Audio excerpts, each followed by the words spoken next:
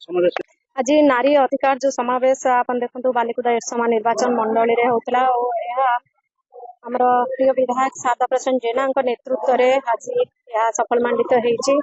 आज शह शह संख्या आज आपण देखु महिला माने उपस्थित थिले। जेबे ठारू भारतीय जनता पार्टी रो सरकार आसिलानी मात्र 2 वर्ष भितरे आपण देखु चारिआडे कौ भली भाव में दुष्कर्म बढ़ी चलती। आज दिन में कहतु राति कहतु संध्या बेले कहतु कौ जगार कौ समय गोटे नारी आज सुरक्षित ना। आज जो गोटे छुआटे घर बाहर को जाऊँगी माँ छाती धड़धड़ हो मो छुआटे ठीक रे आसिक पहुंची पाना कि ना।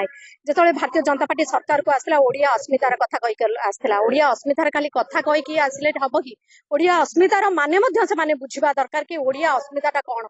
जदि गोटे साधारण ओडिया लोक आज शांति रही पारुने आज गोटे ओडिया खाइबा को पाउने आज गोटे चाषी भाईर पेटरे दान नहीं से आत्महत्या करुचे। आज माँ मानक प्रति जो दुष्कर्म होची आज 33% रिजर्वेशन कथा कही आज रिजर्वेशन दिगलानी। तो तार प्रतिवाद आम मैंने आज समस्त महिला आज एकाठी होइछु। आगामी दिन में लड़े आहरी तीव्रतर हम आमर पूर्वतन मुख्यमंत्री नवीन बाबू नेतृत्व में आगामी दिन में आम आमर पूर्वतन मुख्यमंत्री नवीन बाबू को आउ थे आमर मुख्यमंत्री भाव आसन बेलू कौन करुचे आम जानू मु देखनी से कौन करुचंती। भारतीय जनता पार्टी सरकार रे नारी माने असुरक्षित नारी मान अधिकार को क्षीण करा जाउची एवं नारी माने निष्पेषित होइचंती। कारण मनुवाद रे विश्वास करुथिबा दलटी शासन क्षमता रे थिबा कारणरू नारी मानक उपरे अत्याचार नारी मानक निर्यातित करा जाउची एवं नारी मानक अधिकार दिया जाउनी।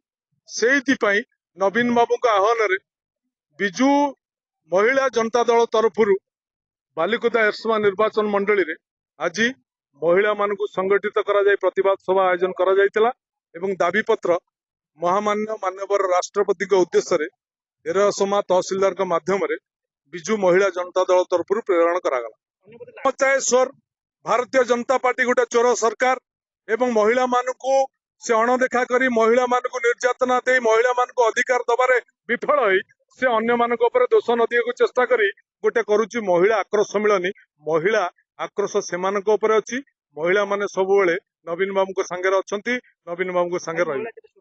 महिला माने असुरक्षित आज राज्य रे 2 वर्ष शासन क्षमता रे बीजेपी सरकार 48,000 रेजिस्टर्ड मामला विभिन्न थाना रे दाखल होइछि महिला मानक संपर्क रे। ये होछि सरकार कीर्तिमान। तेणु ये सरकार महिला विरोधी सरकार।